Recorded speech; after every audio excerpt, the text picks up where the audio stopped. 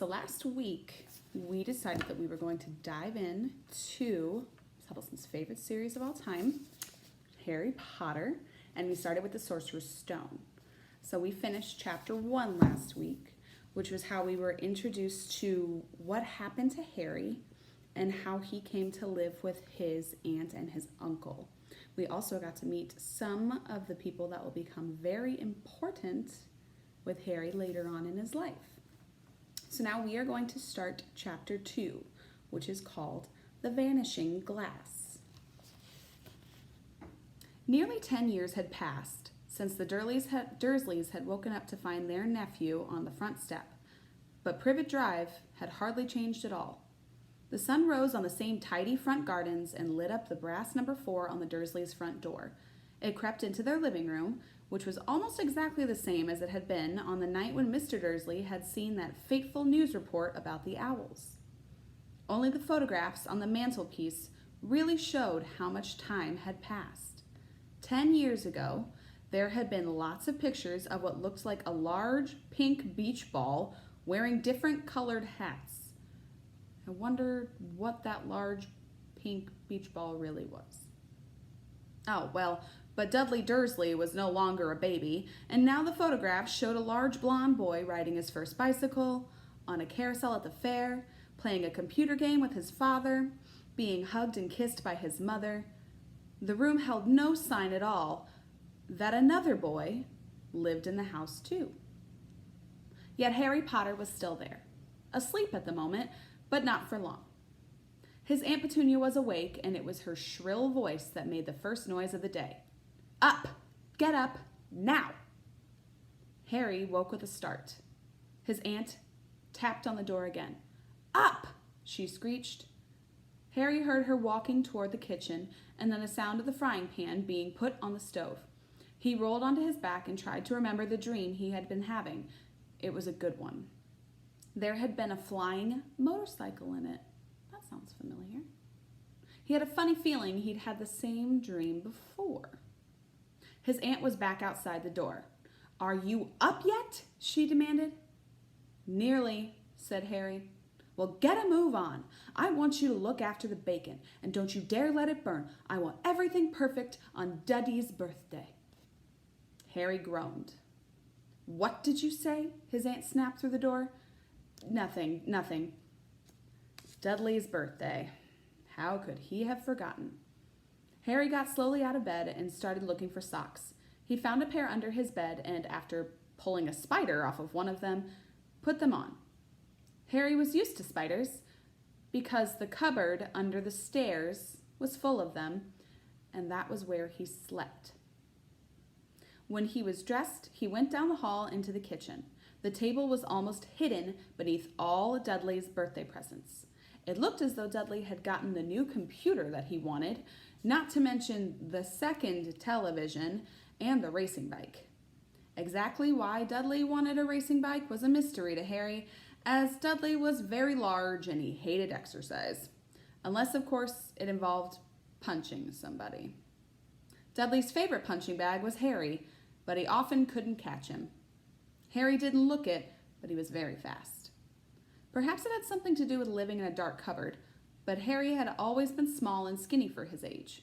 He looked even smaller and skinnier than he really was because all he had to wear were old clothes of Dudley's, and Dudley was about 4 times bigger than he was.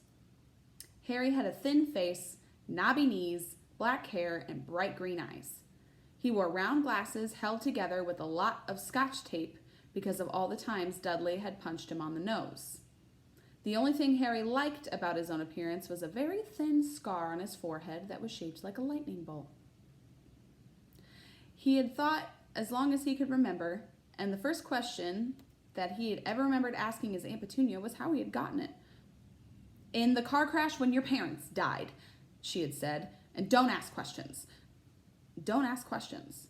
That was the very first rule for a quiet life living with the Dursleys. Uncle Vernon entered the kitchen as Harry was turning over the bacon. Comb your hair, he barked, by way of a morning greeting. About once a week, Uncle Vernon looked over the top of his newspaper and shouted that Harry needed a haircut. Harry must have had more haircuts than the rest of the boys in his class put together, But it made no difference. His hair simply grew that way, all over the place. Harry was frying eggs by the time Dudley arrived in the kitchen with his mother. Dudley looked a lot like Uncle Vernon.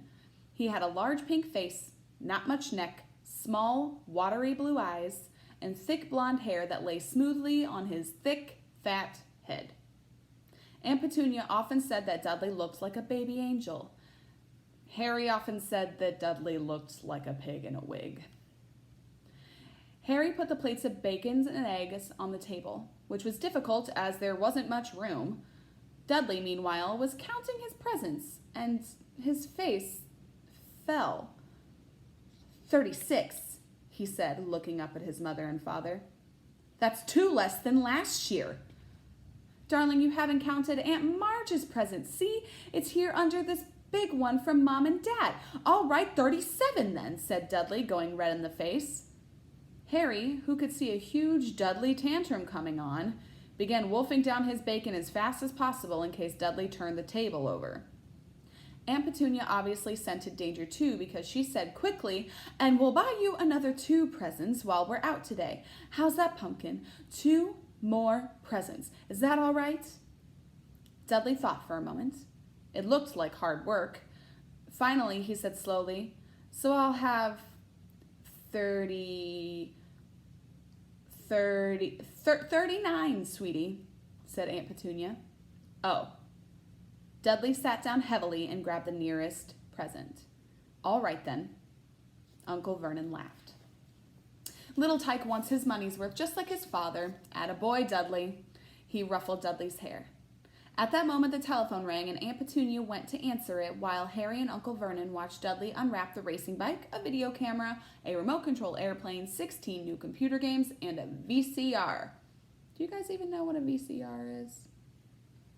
He was ripping the paper off a gold wristwatch when Aunt Petunia came back from the telephone looking both angry and worried. Bad news, Vernon, she said. Mrs. Figg's broken her leg. She can't take him. She jerked her head in Harry's direction.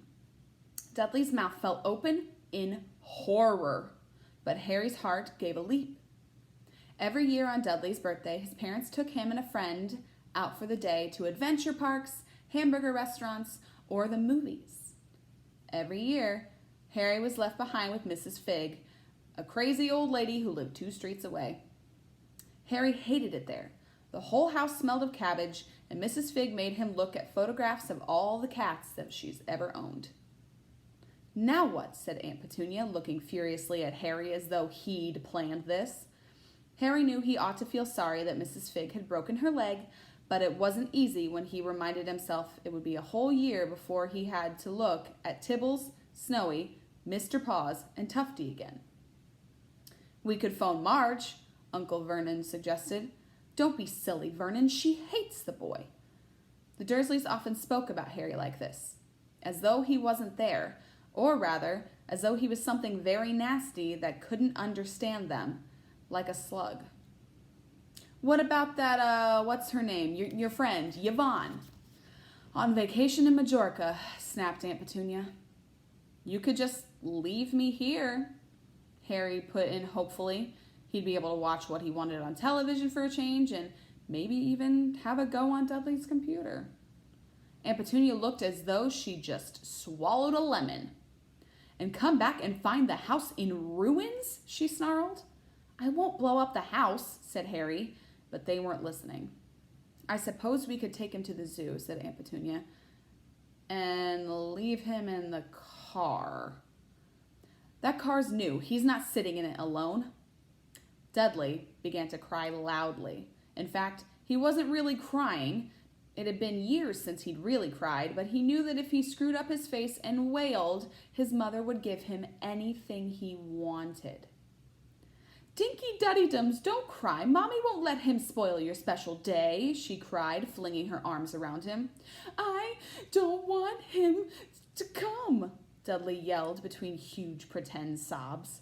He always spoils everything. He shot Harry a nasty grin through the gap in his mother's arms. Just then the doorbell rang. "Oh, good Lord, they're here," said Aunt Petunia frantically, and a moment later Dudley's best friend, Piers Polkiss, walked in with his mother. Piers was a scrawny boy with a face like a rat. He was usually the one who held people's arms behind their backs while Dudley hit them. Dudley stopped pretending to cry at once. Half an hour later, Harry, who couldn't believe his luck, was sitting in the back of the Dursleys' car with Piers and Dudley, on the way to the zoo for the first time in his life. His aunt and uncle hadn't been able to think of anything else to do with him, but before they left, Uncle Vernon had taken Harry aside. "I'm warning you," he said, putting his large purple face right up close to Harry's. "I'm warning you now, boy. Any funny business, anything at all, and you'll be in that cupboard from now until Christmas." "I'm not going to do anything," said Harry. "Honestly." But Uncle Vernon didn't believe him. No one ever did. The problem was strange things often happened around Harry, and it was just no good telling the Dursleys. He didn't make them happen. Once, Aunt Petunia, tired of Harry coming back from the barber's looking as though he hadn't been at all, had taken a pair of kitchen scissors and cut his hair so short he was almost bald except for his bangs, which she left to hide that horrible scar. Dudley had laughed himself silly at Harry, who spent a sleepless night imagining school the next day, where he was already laughed at for his baggy clothes and taped glasses. Next morning, however, he had gotten up to find his hair exactly as it had been before. He had been given a week in his cupboard for this, even though he had tried to explain that he couldn't explain how it had grown back so quickly. Another time, Aunt Petunia had been trying to force him into a revolting old sweater of Dudley's. It was brown with orange puffballs all over it. The harder she tried to pull it over his head, the smaller it seemed to become. Until finally, it might have fit a hand puppet, but certainly wouldn't fit Harry. Aunt Petunia had decided it must have shrunk in the wash, and to his great relief, Harry wasn't punished. On the other hand, he'd gotten into terrible trouble for being found on the roof of the school kitchens. Dudley's gang had been chasing him as usual when, as much to Harry's surprise as anyone else's, there he was sitting on the chimney. The Dursleys had received a very angry letter from Harry's headmistress, telling them Harry had been climbing school buildings. But all he tried to do, as he shouted at Uncle Vernon through the locked door of his cupboard, was jump behind the big trash cans outside the kitchen doors. Harry supposed that the wind must have caught him mid-jump. But today, nothing was going to go wrong. It was even worth being with Dudley and Piers to be spending the day somewhere that wasn't school, his cupboard, or Mrs. Figg's cabbage-smelling living room. While he drove, Uncle Vernon complained to Aunt Petunia. He liked to complain about things. People at work, Harry, the council, Harry, the bank, and Harry were just a few of his favorite subjects. This morning, it was motorcycles. "Roaring along like maniacs, the young hoodlums," he said, as a motorcycle overtook them. "I had a dream about a motorcycle," said Harry, remembering suddenly. "It was flying." Uncle Vernon nearly crashed his car into the car in front of him. He turned right around in his seat and yelled at Harry, his face like a gigantic beet with a mustache, "Motorcycles don't fly." Dudley and Piers laughed. "I know they don't," said Harry. "It was only a dream." But he wished he hadn't said anything. If there was one thing the Dursleys hated even more than his asking questions, it was his talking about anything, acting in a way it shouldn't. No matter if it was in a dream or even a cartoon, they seemed to think he might get dangerous ideas. It was a very sunny Saturday, and the zoo was crowded with families. The Dursleys bought Dudley and Piers large chocolate ice creams at the entrance, and then, because a smiling lady in the van had asked Harry what he wanted before they could hurry him away, they bought him a cheap lemon ice pop. It wasn't bad either, Harry thought, licking it as they watched a gorilla scratching its head, who looked remarkably like Dudley, except that it wasn't blonde. Harry had the best morning he'd had in a long time. He was careful to walk a little way apart from the Dursleys so that Dudley and Piers, who were starting to get bored with the animals by lunchtime, wouldn't fall back on their favorite hobby of hitting him. They ate in the zoo restaurant, and when Dudley had a tantrum because his Knickerbocker Glory didn't have enough ice cream on top, Uncle Vernon bought him another one, and Harry was allowed to finish the first. Harry felt awkward, that he should have known it was all too good to last. After lunch, they went to the reptile house. It was cool and dark in there, with lit windows all along the walls.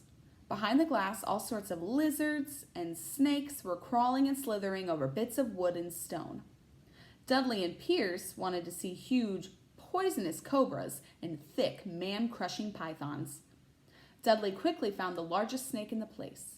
It could have wrapped its body twice around Uncle Vernon's car and crushed it into a trash can, but at the moment, it didn't look in the mood. In fact, it was fast asleep.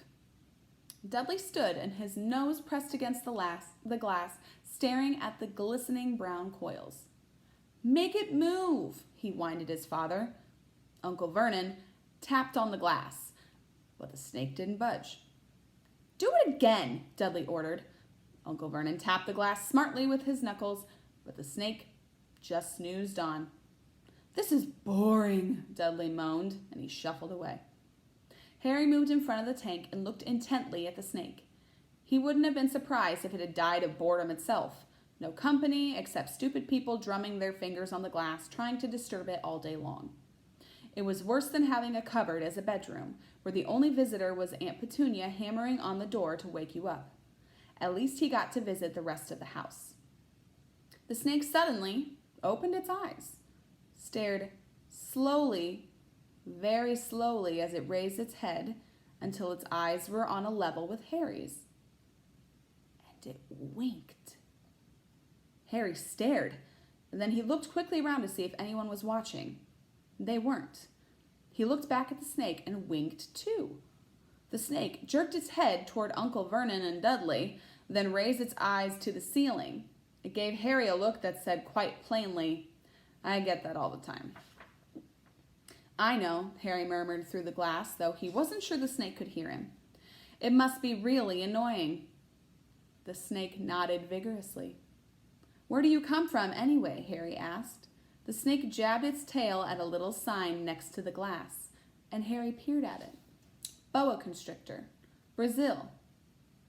"Was it nice there?" The boa constrictor jabbed its tail at the sign again, and Harry read on. This specimen was bred in the zoo. "Oh, I see. You've never been to Brazil." As the snake shook its head, a deafening shout behind Harry made both of them jump. "Dudley! Mr. Dursley! Come and look at the snake! You won't believe what it's doing!" Dudley came waddling toward them as fast as he could. "Out of the way, you," he said, punching Harry in the ribs. Caught by surprise, Harry fell hard on the concrete floor. What came next happened so fast, no one saw how it happened. 1 second, Piers and Dudley were leaning right up close to the glass. The next, they had leapt back with howls of horror. Harry sat up and gasped. The glass front of the boa constrictor's tank had vanished. The great snake was uncoiling itself rapidly, slithering out onto the floor. People throughout the reptile house screamed and started running for the exits. As the snake slid swiftly past him, Harry could have sworn a low, hissing voice said, "Brazil, here I come. Thanks, amigo." The keeper of the reptile house was in shock. But the glass," he kept saying. "Where did the glass go?"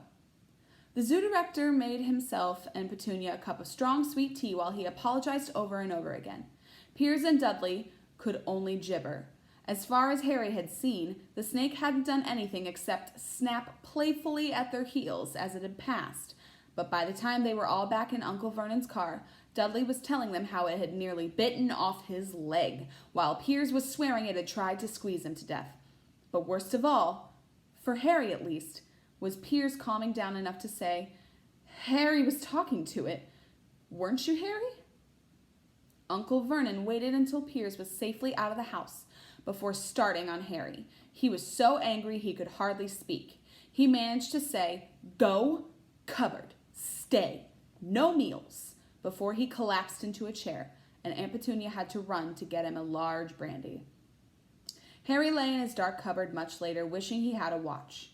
He didn't know what time it was, and he couldn't be sure the Dursleys were asleep yet. Until they were, he couldn't risk sneaking to the kitchen for some food. He'd lived with the Dursleys almost 10 years. 10 miserable years.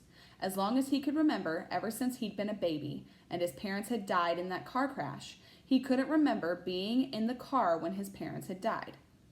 Sometimes, when he strained his memory during long hours in his cupboard, he came up with a strange vision. A blinding flash of green light and a burning pain on his forehead. This, he supposed, was the crash, though he couldn't imagine where all the green light came from. He couldn't remember his parents at all. His aunt and uncle never spoke about them, and of course he was forbidden to ask questions. There were no photographs of them in the house. When he had been younger, Harry had dreamed and dreamed of some unknown relation coming to take him away, but it had never happened. The Dursleys were his only family, yet sometimes he thought, or maybe hoped, that strangers in the streets seemed to know him. Very strange strangers they were, too. A tiny man in a violet top hat had bowed to him once while out shopping with Aunt Petunia and Dudley. After asking Harry furiously if he knew the man, Aunt Petunia had rushed them out of the shop without buying anything. A wild-looking old woman dressed in all green had waved merrily at him once on the bus. A bald man in a very long purple coat had actually shaken his hand in the street the other day and then walked away without a word. The weirdest thing about all these people was the way they seemed to vanish the second Harry tried to get a closer look. At school, Harry had no one. Everybody knew that Dudley's gang hated that odd Harry Potter in his baggy old clothes and broken glasses, and nobody liked to disagree with Dudley's gang. And that is the end of chapter 2. So I wonder what caused that glass to vanish and how all these people know who Harry is. Think about that. And I will be reading chapter 3 next week. Have a good day.